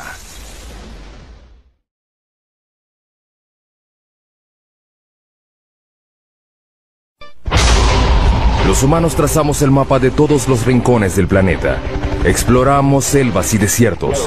Fuimos al espacio, pero solo hemos podido llegar a 11 kilómetros de profundidad de la superficie. Solo una 50ª parte del camino hacia el núcleo terrestre. Ahora estamos a punto de llegar más profundo. Haremos un viaje al corazón del planeta para alcanzar la última frontera, donde los árboles se abren camino a través de rocas para encontrar agua, donde formas extrañas de vida habitan ambientes mortales y se construyen rascacielos sobre la arena, donde las minas alcanzan el tamaño de una ciudad y donde fuerzas enormes siguen dándole forma a la Tierra. Acompañaremos a científicos, ingenieros y aventureros mientras investigan, exploran y desafían los misterios que yacen debajo. Viaje al centro de la Tierra. Para llegar al centro de la Tierra, hay que hacer un viaje de 6.437 kilómetros a través de los 3 distintos estratos subterráneos. El primero es la corteza terrestre, un estrato superficial y frágil que tiene 32 kilómetros de profundidad. Imagínense que la Tierra fuera un huevo cocido. Los continentes son 3 veces más delgados que la corteza de este huevo y la corteza oceánica es aproximadamente 10 veces más delgada. La corteza contiene muchas cosas en una profundidad relativamente somera. Zonas de carbón, agua, sal, oro, plata y petróleo que se solapan. Lo interesante de vivir en la superficie terrestre es que sembramos las cosas o las extraemos de minas. Muchas de nuestras cosas provienen del subsuelo de diversas maneras. Bajo la corteza yace un estrato más grueso, el manto, un estrato de roca fundida turbulenta de 2.897 kilómetros. Por dentro, el planeta es una región de roca caliente que hierve a temperaturas y presiones que nadie se puede imaginar. A más de 3.871 grados, el manto se agita constantemente y fractura la corteza que está arriba en placas gigantes denominadas placas tectónicas. A diferencia de los otros planetas, las placas le dan forma a la Tierra. Al moverse unos centímetros al año, las placas se incrustan o se separan dando resultados espectaculares. Tenemos volcanes que hacen erupción en la superficie y terremotos, pero logramos sobrevivir en un equilibrio muy delicado. Los volcanes son una fuente increíble de riqueza y de fertilidad. Los volcanes traen nutrientes y materiales frescos a la superficie terrestre. De ahí obtenemos suelos frescos y buenos. De allí provienen nuestros recursos minerales. Ahí se forman. A 2.897 kilómetros bajo el núcleo externo, el hierro fundido es la clave de nuestra supervivencia. Es un campo magnético del ancho de la Tierra que nos protege de la radiación solar. Necesitamos el campo magnético de la Tierra debido a la violencia intensa de nuestro Sol. Finalmente llegamos al núcleo interno, el ambiente natural más mortal de la Tierra. Al llegar al centro de la Tierra, la presión es 3.6 millones de veces mayor a la de la superficie. Es suficiente para reducir este granito a la mitad de su volumen.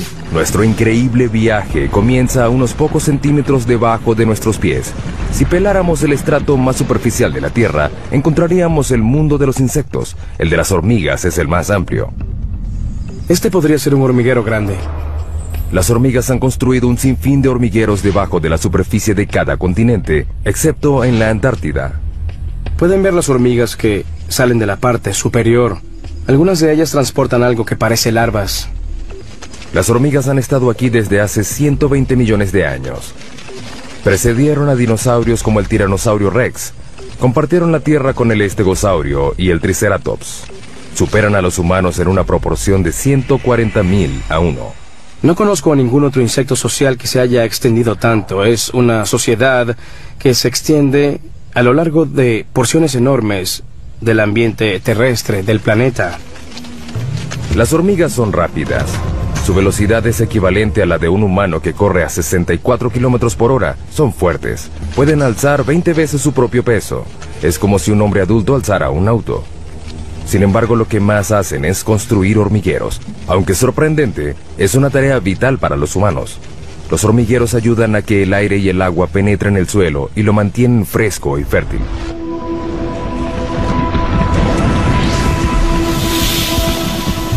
debajo de la zona de las hormigas, 2 metros bajo tierra. Londres, Inglaterra. A 2 metros bajo estas calles concurridas yacen las venas y arterias que transportan las necesidades de la vida moderna. 45.000 kilómetros de gasoductos, 30.500 kilómetros de cables eléctricos, 64.300 kilómetros de cloacas y el lugar de descanso final para millones de personas. La frase 2 metros bajo tierra se usa mucho para hablar de los fallecidos y enterrados, pero ¿de dónde proviene? Es una historia que data de 1665 en Londres. La ciudad sufría una epidemia de peste bubónica. En plena epidemia llegó a haber más de 7.000 muertos a la semana. El Lord Alcalde de Londres trató de detener la propagación de la enfermedad y ordenó que se excavaran las tumbas de las víctimas de la plaga al menos 2 metros bajo tierra. Se creía que los muertos infectaban a la gente sana y que al enterrarlos a 2 metros bajo tierra se podía contener la enfermedad. Luego, la gente supo que la plaga era transmitida en realidad por las pulgas que portaban las ratas negras. Finalmente, la epidemia de 1665 causó la muerte de 72.000 personas, 1 de cada 6 londinenses. La ciudad no descansó hasta que el gran incendio de Londres acabó con las ratas el año siguiente. Sin embargo, la tradición de enterrar los muertos a esa profundidad se extendió por todo el mundo.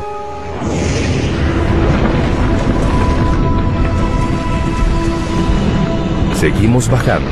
Hemos dado otro pequeño paso en nuestro viaje al centro de la Tierra, 5 metros bajo tierra. Solo una criatura puede vivir a esta profundidad. En estos túneles habita el perro de la pradera, el animal excavador que habita más profundo en el mundo, un animal que tiene un impacto sorprendente en nuestro ecosistema. Los adultos solo miden 30 centímetros de largo y pesan 1,5 kilos, pero son literalmente máquinas excavadoras bajo tierra. Excavan empujando la tierra con sus patas, pateándolo. También usan su cabeza como un martillo neumático. Es muy divertido. Las madrigueras tienen hasta 5 metros de profundidad y más de cientos de metros de longitud. Son más grandes que un campo de fútbol. Además son muy complejas. El diseño tiene un sistema sofisticado de aire acondicionado. Hay 2 entradas a diferentes alturas que crean un vacío parcial, que hace que el aire entre por la entrada más baja y salga por la más alta. Es un sistema de madriguera muy complicado. No creo que se haya encontrado otro animal que tenga un sistema de madriguera tan complicado como este. Estas pequeñas criaturas tienen una importancia increíble para otros animales. Muchos animales dependen de los perros de la pradera para su supervivencia. Por ejemplo, estas madrigueras tienen un efecto significativo en la manera como el agua y los nutrientes circulan a través del ecosistema de las praderas. Ese pasto es más nutritivo.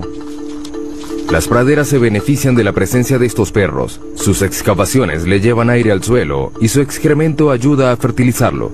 En el siglo XIX había más de 400 millones de perros de la pradera, pero los granjeros los consideraban alimañas y los eliminaban. Hoy quedan menos de 100 millones. Es una mala noticia para las áreas donde habitan. No son realmente parte del sistema de las praderas como lo eran hace 200 años, porque no hay suficientes para que tengan el impacto que se necesita para atraer a los búhos de madriguera o al bisonte. Por un lado, no son animales en peligro de extinción, pero las praderas, como deberían ser y como fueron hace 150 años, sí están en peligro. La próxima parada en nuestro viaje es a 15 metros de profundidad. En muchos lugares del mundo desaparecen las formas de vida superiores a esta profundidad. El suelo da paso a la roca. Comenzamos a encontrar carbón.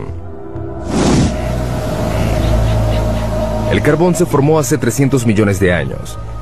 Fue un proceso que ocurrió una sola vez. El clima era más caliente y más húmedo que el actual.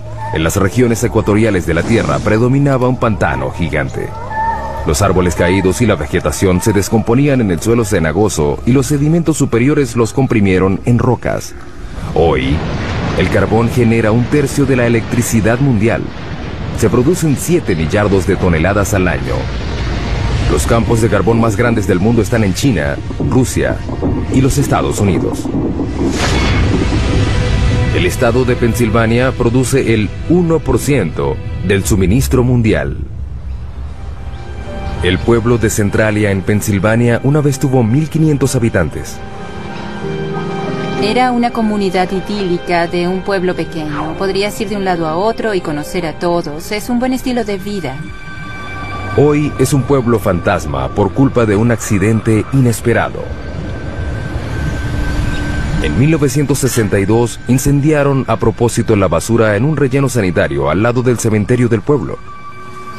Querían limpiar el vertedero del pueblo, incendiaron la basura y el incendio se extendió por una abertura en este laberinto de unas minas profundas de carbón que habían sido abandonadas. El incendio alcanzó una profundidad de 15 metros y se extendió por 2 kilómetros cuadrados. El área de una parte de Manhattan, y aún no se ha acabado. La antracita es el carbón que activa el fuego. Es un combustible lento y rico en carbono. Al ver la orientación del lecho de roca, se puede notar que se hunde de esta manera, creando un valle sinclinal. En la región de antracita, la mayor parte del carbón se encuentra en el valle. A 649 grados centígrados, el punto de fusión del aluminio, el incendio consumió el suelo y la roca hasta que no quedaron bases.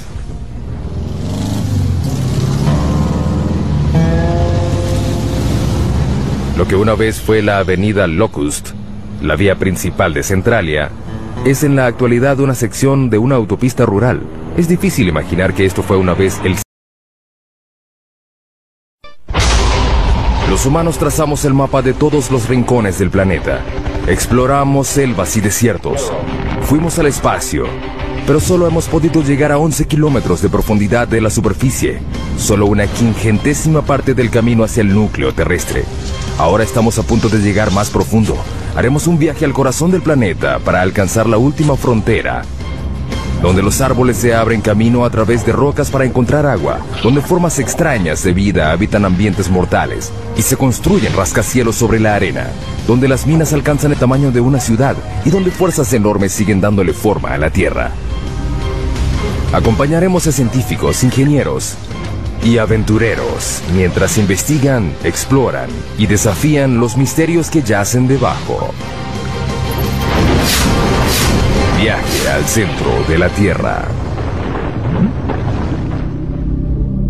Para llegar al centro de la Tierra, hay que hacer un viaje de 6.437 kilómetros a través de los 3 distintos estratos subterráneos.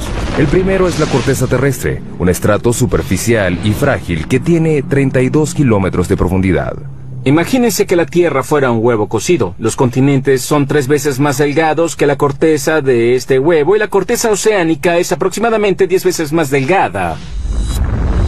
La corteza contiene muchas cosas en una profundidad relativamente somera.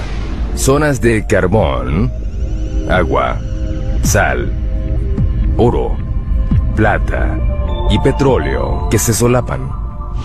Lo interesante de vivir en la superficie terrestre es que sembramos las cosas o las extraemos de minas. Muchas de nuestras cosas provienen del subsuelo de diversas maneras. Bajo la corteza yace un estrato más grueso, el manto, un estrato de roca fundida turbulenta de 2.897 kilómetros. Por dentro, el planeta es una región de roca caliente que hierve a temperaturas y presiones que nadie se puede imaginar.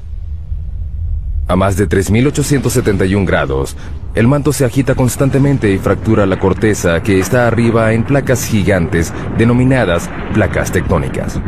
A diferencia de los otros planetas, las placas le dan forma a la Tierra. Al moverse unos centímetros al año, las muy complejas. El diseño tiene un sistema sofisticado de aire acondicionado. Hay 2 entradas a diferentes alturas que crean un vacío parcial, que hace que el aire entre por la entrada más baja y salga por la más alta. Es un sistema de madriguera muy complicado. No creo que se haya encontrado otro animal que tenga un sistema de madriguera tan complicado como este. Estas pequeñas criaturas tienen una importancia increíble para otros animales. Muchos animales dependen de los perros de la pradera para su supervivencia. Por ejemplo, estas madrigueras tienen un efecto significativo en la manera como el agua y los nutrientes circulan a través del ecosistema de las praderas. Ese pasto es más nutritivo. Las praderas se benefician de la presencia de estos perros. Sus excavaciones le llevan aire al suelo y su excremento ayuda a fertilizarlo. En el siglo XIX había más de 400 millones de perros de la pradera, pero los granjeros los consideraban alimañas y los eliminaban. Hoy quedan menos de 100 millones. Es una mala noticia para las áreas donde habitan. No son realmente parte del sistema de las praderas como lo eran hace 200 años, porque no hay suficientes para que tengan el impacto que se necesita para atraer a los búhos de madriguera o al bisonte. Por un lado, no son animales en peligro de extinción, pero las praderas, como deberían ser y como fueron hace 150 años, sí están en peligro. La próxima parada en nuestro viaje es a 15 metros de profundidad. En muchos lugares del mundo desaparecen las formas de vida superiores a esta profundidad. El suelo da paso a la roca. Comenzamos a encontrar carbón. El carbón se formó hace 300 millones de años. Fue un proceso que ocurrió una sola vez. El clima era más caliente y más húmedo que el actual. En las regiones ecuatoriales de la Tierra predominaba un pantano gigante. Los árboles caídos y la vegetación se descomponían en el suelo cenagoso y los sedimentos superiores los comprimieron en rocas. Hoy, el carbón genera 1/3 de la electricidad mundial. Se producen 7 millardos de toneladas al año. Los campos de carbón más grandes del mundo están en China, Rusia y los Estados Unidos. El estado de Pensilvania produce el 1% del suministro mundial. El pueblo de Centralia en Pensilvania una vez tuvo 1.500 habitantes. Era una comunidad idílica de un pueblo pequeño. Podrías ir de un lado a otro y conocer a todos. Es un buen estilo de vida. Hoy es un pueblo fantasma por culpa de un accidente inesperado. En 1962 incendiaron a propósito la basura en un relleno sanitario al lado del cementerio del pueblo. Querían limpiar el vertedero del pueblo, incendiaron la basura y el incendio se extendió por una abertura en este laberinto de unas minas profundas de carbón que habían sido abandonadas. El incendio alcanzó una profundidad de 15 metros y se extendió por 2 kilómetros cuadrados. El área de una parte de Manhattan, y aún no se ha acabado. La antracita es el carbón que activa el fuego. Es un combustible lento y rico en carbono. Al ver la orientación del lecho de roca, se puede notar que se hunde de esta manera, creando un valle sinclinal. En la región de antracita, la mayor parte del carbón se encuentra en el valle. A 649 grados centígrados, el punto de fusión del aluminio, el incendio consumió el suelo y la roca hasta que no quedaron bases.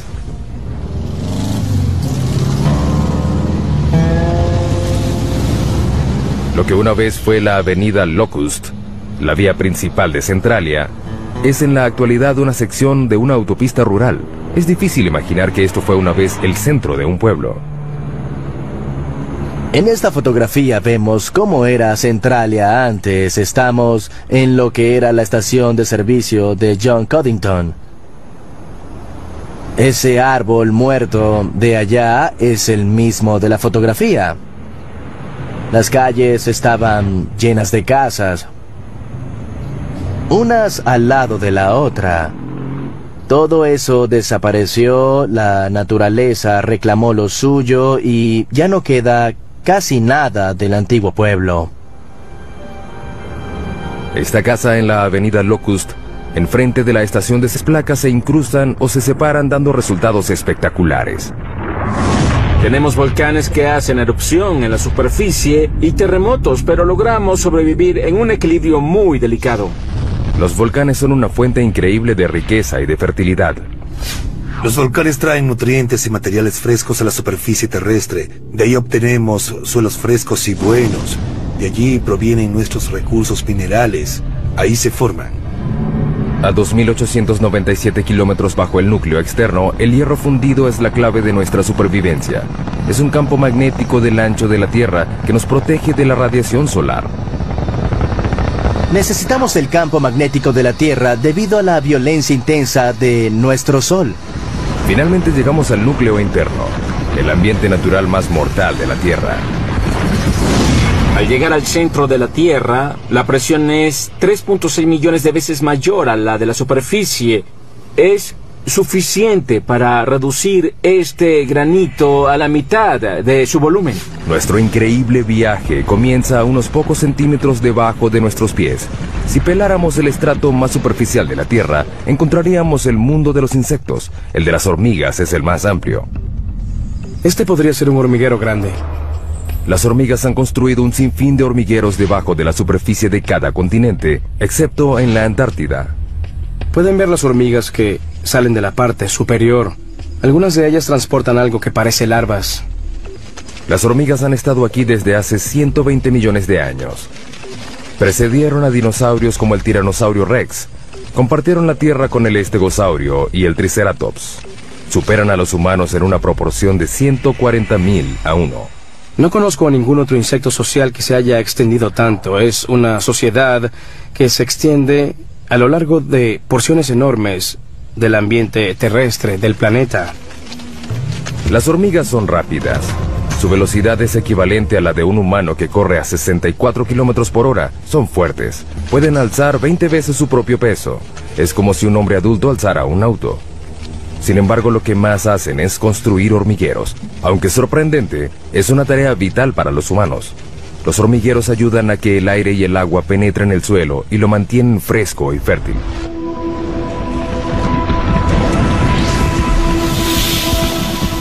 Debajo de la zona de las hormigas, 2 metros bajo tierra. Londres, Inglaterra. A 2 metros bajo estas calles concurridas, yacen las venas y arterias que transportan las necesidades de la vida moderna. 45.000 kilómetros de gasoductos, 30.500 kilómetros de cables eléctricos, 64.300 kilómetros de cloacas y el lugar de descanso final para millones de personas. La frase 2 metros bajo tierra se usa mucho para hablar de los fallecidos y enterrados, pero ¿de dónde proviene? Es una historia que data de 1665 en Londres. La ciudad sufría una epidemia de peste bubónica. En plena epidemia llegó a haber más de 7.000 muertos a la semana.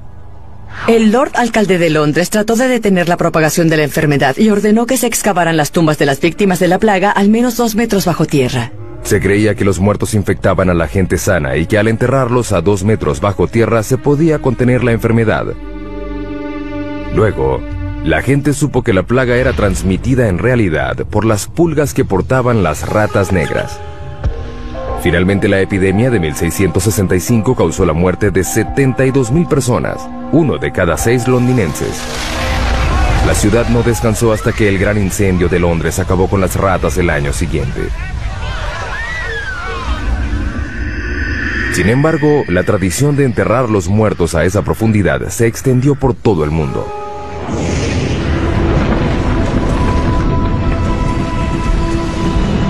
Seguimos bajando. Hemos dado otro pequeño paso en nuestro viaje al centro de la Tierra, 5 metros bajo tierra. Solo una criatura puede vivir a esta profundidad. En estos túneles habita el perro de la pradera, el animal excavador que habita más profundo en el mundo. Un animal que tiene un impacto sorprendente en nuestro ecosistema. Los adultos solo miden 30 centímetros de largo y pesan 1,5 kilos, pero son literalmente máquinas excavadoras bajo tierra. Excavan empujando la tierra con sus patas, pateándolo. También usan su cabeza como un martillo neumático. Es muy divertido. Las madrigueras tienen hasta 5 metros de profundidad y más de cientos de metros de longitud. Son más grandes que un campo de fútbol. Además son